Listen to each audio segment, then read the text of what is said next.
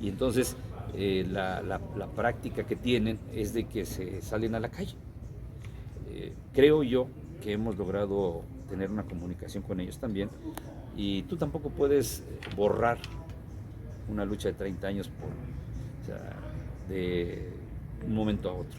Entonces sus esquemas de movilización ellos lo tienen definido: movilización, negociación, movilización. Pero si tú te das cuenta, todas las movilizaciones que han hecho no han tenido trascendencia ni siquiera en una mesa de trabajo. ¿Por qué? Porque todos han sido contratados.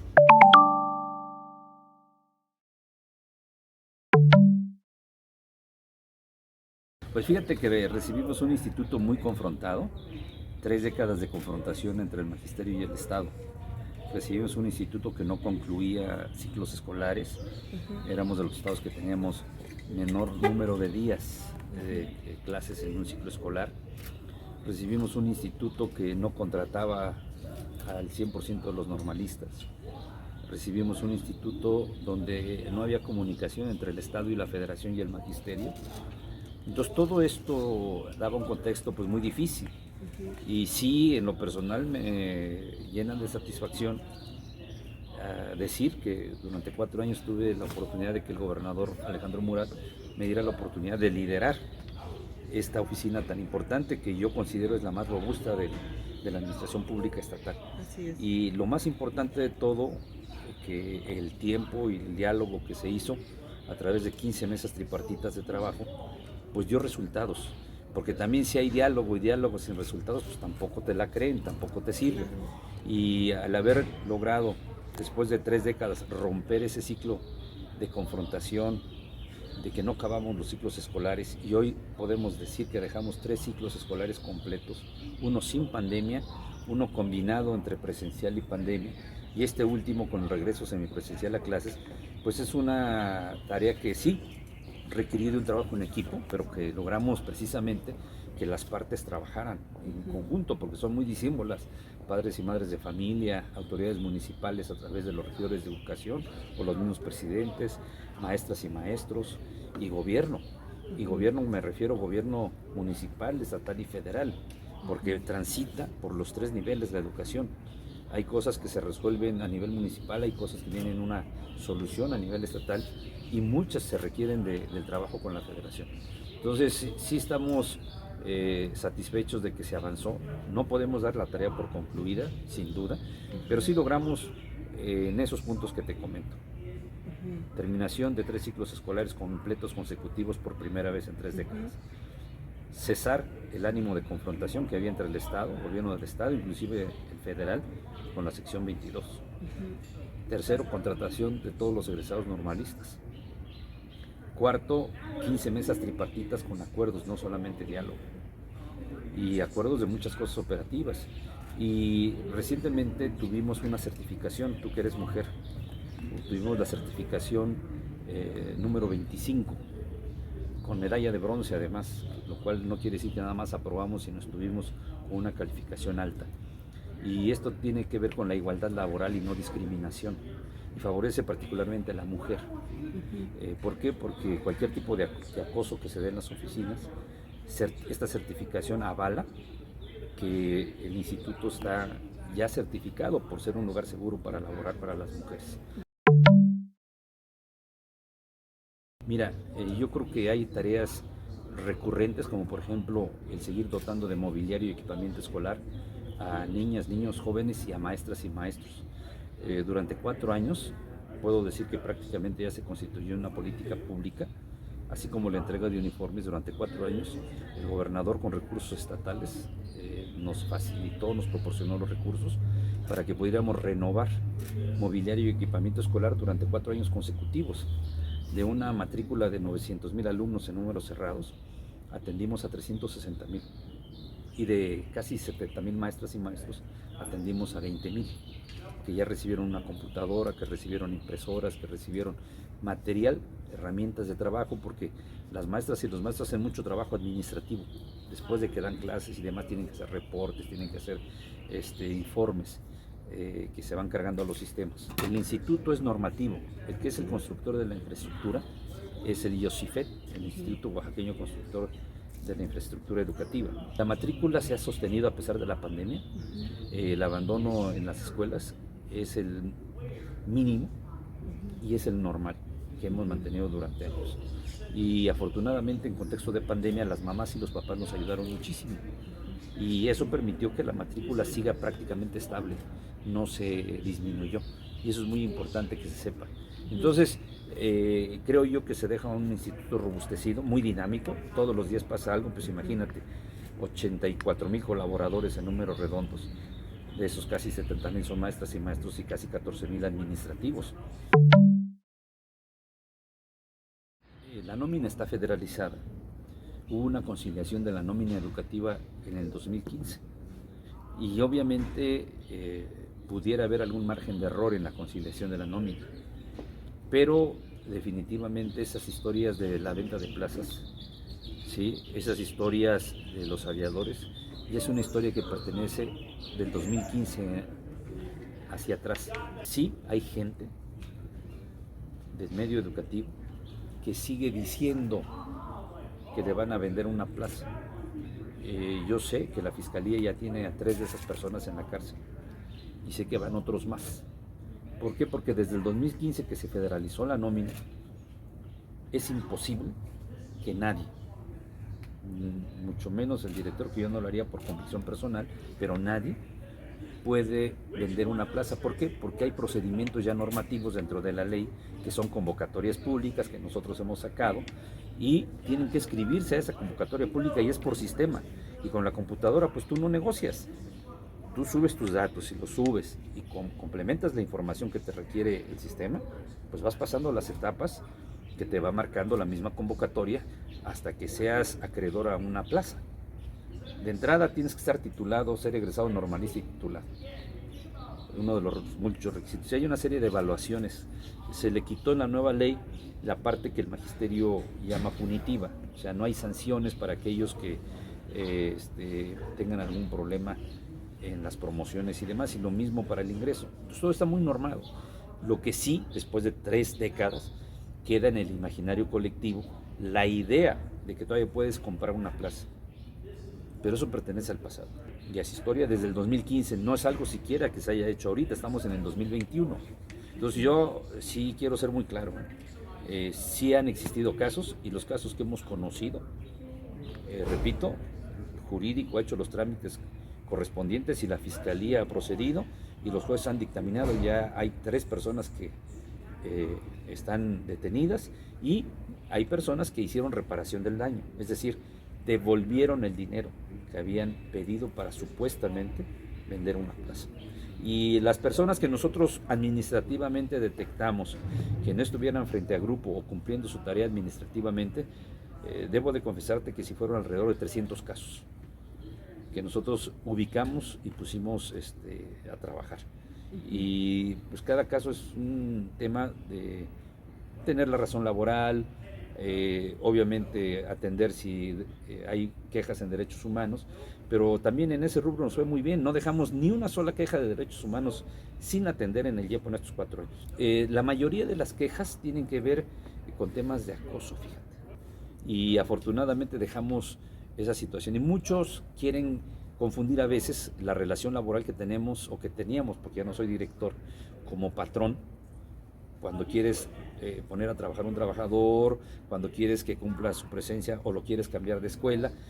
Ahí se confunde mucho y acude mucho a derechos humanos, cuando es un tema simplemente de una relación laboral que está normada por la ley del trabajo. Entonces había muchas esas confusiones, entonces muchas de las que presentaron no procedían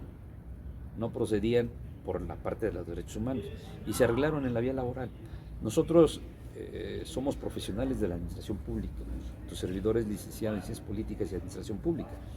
Entonces, aparte del ejercicio de estar al frente de diferentes oficinas durante 30 años, 35 años, pues obviamente hemos hecho esto respetando los derechos laborales, pero sí pusimos a trabajar como a 300 compañeras y compañeros que hacían tareas diversas, ¿no? La verdad es que nosotros sentimos un gran respaldo de los trabajadores sindicalizados. Si te das cuenta, nunca se dejó de operar el instituto a pesar de la pandemia. Los días 15 se pagó en ventanilla, quienes cobraron en ventanilla. Se siguió la distribución de mobiliario y equipamiento escolar durante los 4 años, se siguieron haciendo las giras de trabajo, se siguieron atendiendo los ciclos escolares completos. Entonces yo la verdad no tengo más que decir de mis trabajadores y colaboradores en su momento que un agradecimiento, porque no hubo distinción, hicimos equipo, no hubo distinción entre el trabajador de confianza y el sindicalizado. A ver, todos los normalistas, mujeres y hombres egresados, que son un promedio de 650 700 por año, todos han sido contratados. Me dejaron un rezago de otros años que no habían sido contratados, sino hemos ido abatiendo. Eran alrededor de 300 y ya contratamos alrededor de 150. Durante los 4 años que estuvimos al frente del instituto, todos los egresados normalistas fueron contratados. Segundo corte, de los que nos heredaron, se han contratado a los que han demostrado que sí cumplieron con su expediente, porque tampoco es cuestión de que mandes el nombre, la SEP te pide los expedientes, y de esos han comprobado tener razón alrededor de 150. Entonces esos también fueron ya contratados, por eso es que no están en las calles en el 99% del tiempo, y has visto algunos casos esporádicos. Por ejemplo, una vez que hubo una movilización fuerte de normalistas, no fue por Oaxaca, fue porque en Oaxaca tuvimos la consecuencia de que en Chiapas los detuvo la policía estatal. Así es. Y entonces hicieron movilizaciones en varios estados, entre ellos Oaxaca, pero se movilizaron también en Guerrero, en Puebla también, y Michoacán, y esto obviamente derivó en algunos actos que sufrimos aquí de vandalismo, pero no es porque no se les contratara, no es un acto interno, es simplemente una respuesta a que en el estado de Chiapas pues la policía detuvo en una manifestación que se hizo en ese estado a un grupo de normalistas. Y entonces su forma de expresar su inconformidad pues fue movilizarse en varios estados. Pero en Oaxaca, si tú te das cuenta, no hay una razón, ni siquiera superficial, para que las movilizaciones de los normalistas existan. Que sí hay es una dinámica, ellos tienen una forma de organización donde los alumnos tienen una forma de participación a través de una figura que es el CENEO, y ese CENEO pues es muy cambiante porque lo renovan primero cada vez que ellos lo consideran, o sea, puede ser cada medio año, al día siguiente. Y segundo, pues son estudiantes jóvenes, muy inquietos. Tú y yo alguna vez fuimos inquietos de jóvenes, y entonces la práctica que tienen es de que se salen a la calle. Creo yo que hemos logrado tener una comunicación con ellos también, y tú tampoco puedes borrar una lucha de 30 años de un momento a otro. Entonces sus esquemas de movilización ellos lo tienen definido: movilización, negociación, movilización. Pero si tú te das cuenta, todas las movilizaciones que han hecho no han tenido trascendencia ni siquiera en una mesa de trabajo. ¿Por qué? Porque todos han sido contratados. Y a todos se les ha apoyado en las 11 normales, al que no le hemos hecho un arcotecho, le hemos renovado los talleres, hemos cambiado literas, o sea, se les ha dado mucho. Y quiero decirte, de los centros de integración social e internados que tiene el instituto, en estos años que tuve la oportunidad de estar al frente, les incrementamos el 33% del concepto de alimentación. Entonces, cuidamos ese detalle, y por eso es que te digo, son reacciones, o a veces hay a lo mejor intereses de algún grupo. El magisterio no es monolítico, yo tengo a la vista 14 corrientes magisteriales, y entre ellas hay exdirigentes que están en activo dentro del movimiento magisterial, y siempre hay alguna razón por la cual ellos a lo mejor pueden expresarse, y muchas veces lo hacen a través de los normalistas. Cuando llegué había una confrontación, y quien estaba en mi lugar les contestaba, les decía, los bloqueaba administrativamente, mediáticamente. Bueno, ¿por qué no se pelean ahora por la contratación? Porque yo lo primero que hice es poner en la mesa el número de plazas disponibles cada ciclo escolar. Sí, y de manera transparente, cumpliendo las convocatorias. Sí, se dijo, yo jamás contraté a alguien con una plaza docente, que era lo que se hacía. El director disponía de las plazas docentes para sus empleados, sus colaboradores. En nuestro caso fuimos muy claros con la SEP, que es quien tiene el control de la vacancia, se llama. O sea, la vacancia es el número de plazas que están disponibles, que tiene un número fijo, nunca podemos pasar ese límite. Pero cada año hay jubilaciones, hay fallecimientos, y bueno, esa vacancia queda disponible a fin de año, Y ese es el número de contrataciones que tú puedes hacer, porque de que se federalizó la nómina, pues ya no puedes contratar más que los que están federalizados, claro, el número de plazas. Entonces nosotros lo que hicimos fue muy transparente. Aquí están, qué necesidades hay por nivel educativo. Prioridad número 1, se contratan a los normalistas. Prioridad 2, qué necesita cada nivel educativo. Y eso fue fundamental, y que el director no se estuviera llevando las plazas docentes para atender sus compromisos personales o de sus oficinas. Entonces, así de sencillo es no subirse al ring y no estar tomando lo que no te toca. A ver, nosotros de incidencias es un tema que la incidencia administrativa es un proceso que quedó inconcluso por la reforma educativa anterior, es decir, ellos traían un esquema de operación para hacer sus promociones, sus ascensos y las contrataciones de plazas. Entonces, cuando viene la reforma educativa, hace un corte en el 2015 y todo lo que estaba en proceso quedó pendiente. Entonces, nosotros nos dedicamos 2 años a rearmar los expedientes de quienes decían que tenían una incidencia administrativa y que no habían podido tener su ascenso o su contratación. Y de las 5,600 incidencias que el magisterio presentó como propuesta inicial, logramos integrar alrededor de 3,500 expedientes. Y esos expedientes fueron revisados por el Fondo de Operación de la Nómina Educativa, que es el organismo que rige la nómina educativa en el país, entre ellas la de Oaxaca. Y ese organismo recibió los expedientes, los revisó y los validó. Entonces, esos 3,500 movimientos de incidencias administrativas en una reunión con el presidente Andrés Manuel López Obrador en Palacio Nacional, con la CENTE, entre la CENTE, la sección 22 es la más numerosa y la más organizada, el dirigente hizo el planteamiento al presidente. Y el presidente preguntó, primero si era de justicia y segundo si estaban los expedientes. A lo que el dirigente contestó que sí, y ahí lo autorizó. Fue una autorización directa del presidente de la República, Andrés Manuel López Obrador. Por supuesto, el Estado hizo su trabajo de tener las cosas en orden, ¿no? Los expedientes, porque hay otros estados que quisieron hacer lo mismo, no pudieron. Chiapas, Michoacán, Guerrero. Los 3 estados no han podido resolver sus incidencias administrativas. ¿Por qué? Porque no hay diálogo entre la autoridad estatal y el magisterio. Y eso fue lo primero que yo hice. Bajarme del ring, la fórmula fue muy sencilla. Bajarme del ring, dialogar, acordar y cumplir con respuestas. Sí, porque de nada sirve que dialogues y platiques y no das respuestas, se te acaba el diálogo al siguiente día. Entonces, esa fue la clave, y de ahí logramos tener comunicación con 3 secretarios de educación. Yo tuve todavía 1 año con la anterior administración federal, con Otto Granados de secretario.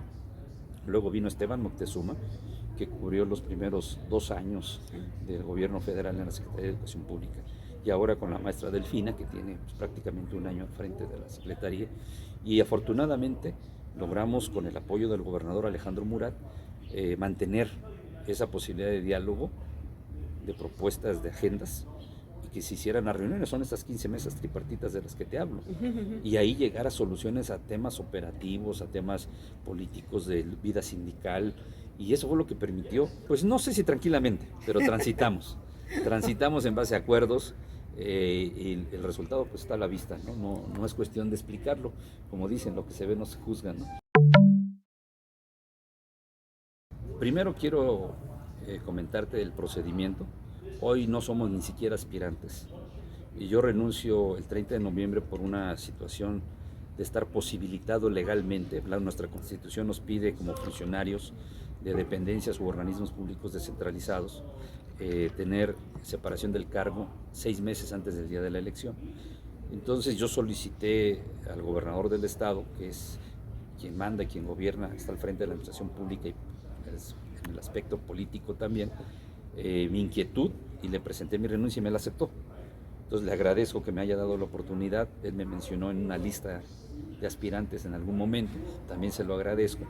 Y a raíz de eso presento mi renuncia para estar primero en condiciones legales de poder competir.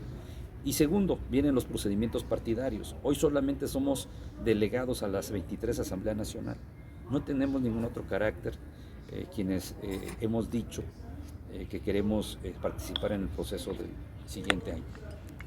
Y vendrá el proceso partidario, que es la expedición de la convocatoria, nos anotaremos quienes así lo deseemos, presentaremos nuestro expediente a la comisión dictaminadora, y si esa comisión dictaminadora avala como positivo el expediente, estaremos en condiciones de participar en la precampaña ya como precandidatos del 2 de enero al 10 de febrero. Y quien salga en la convención de delegados, que se hará después de la precampaña, electo por los delegados a la convención, pues ese será entonces el candidato, ¿no? Pero esto va a durar hasta marzo. Entonces hay que ser muy prudentes, muy respetuosos de la ley primero y también de los procedimientos partidarios. Y mi definición personal pues está desde que estudié Ciencias Políticas y Administración Pública. Mi sueño de ser gobernador del estado es desde los 18 años. Fue una aspiración de joven. Y hoy a mis 58 años, pues me siento en plenitud de facultades mentales, emocionales, profesionales, de poder mostrar un perfil no solo partidario a mis compañeros de partido, sino también a la sociedad. Porque yo creo que ahorita el perfil debe de contar mucho, más allá de los colores partidarios. Yo creo que ahorita Oaxaca está en una coyuntura muy delicada y lo más importante no es de qué color eres, sino qué perfil le muestras a la sociedad para que tú garantices gobernanza, trabajo, que tengas método, que conozcas la administración pública, que conozcas la ley. Yo soy abogado de segunda profesión, aquí de la Universidad Autónoma de Benito Juárez de Oaxaca. Entonces tengo 2 licenciaturas, la de Ciencias Políticas de Administración Pública y la de licenciado en Derecho. Entonces, el ejercicio de 38 años en la toma de decisiones es muy diferente que tengas el título y que tomes decisiones ya en la vida real. Y ahorita lo hicimos en el instituto, pero lo hemos hecho en la delegación de gobierno del Istmo. Tú eres del Istmo, sabes cómo masca la iguana ya.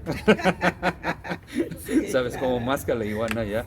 Entonces fueron de mis primeras experiencias. Yo recuerdo que llegué ahí para atender 17 problemas postelectorales municipales. Y ahí es donde sientes el calor de cerquita. Estoy preparado, no me siento. Estoy preparado. A ver, soy de vocación y de profesión político y administrador público.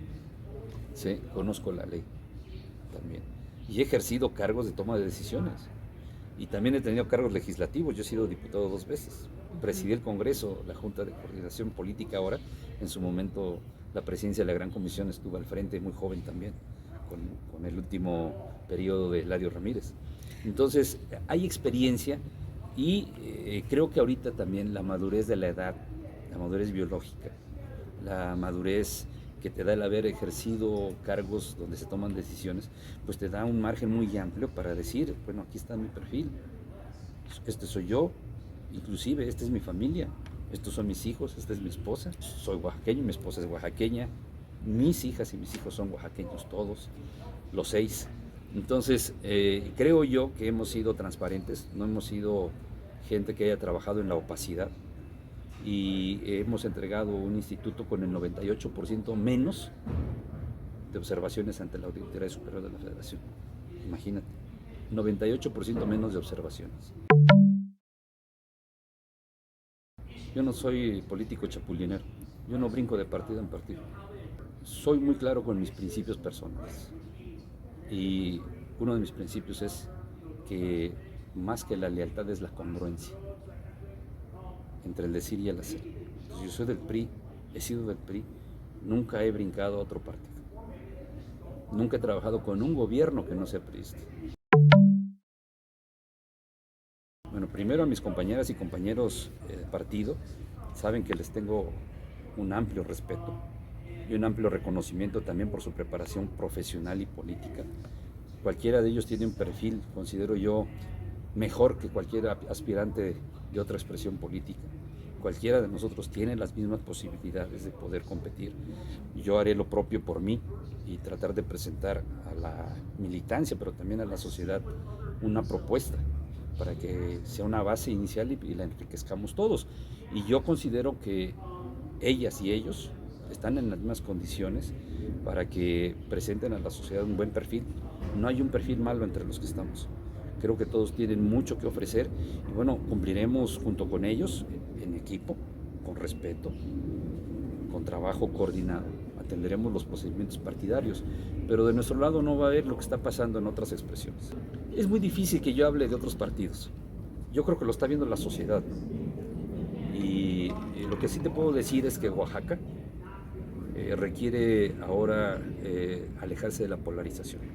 Hemos avanzado, están por terminarse las 2 autopistas, están en avance el proyecto transísmico, el turismo se ha consolidado, el INEGI, en la administración del gobernador Alejandro Murat, ha dicho el INEGI que se han batido los índices de pobreza.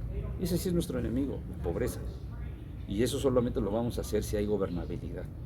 Y tú lo has dicho. ¿Qué pasó cuando no hubo diálogo con el magisterio? Ahí estuvo el 2006. No había gobernabilidad en el Estado. Ahí está el 2016 de nuestro Estado.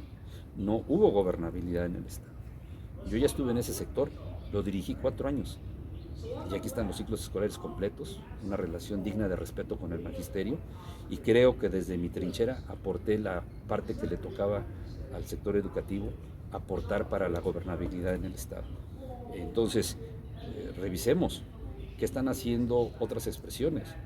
Es de conocimiento público, yo no lo voy a señalar, yo sí voy a hablar de lo que sí somos capaces nosotros, y en este caso somos capaces de eso, de dialogar, de acordar, de dar respuestas y de generar gobernabilidad.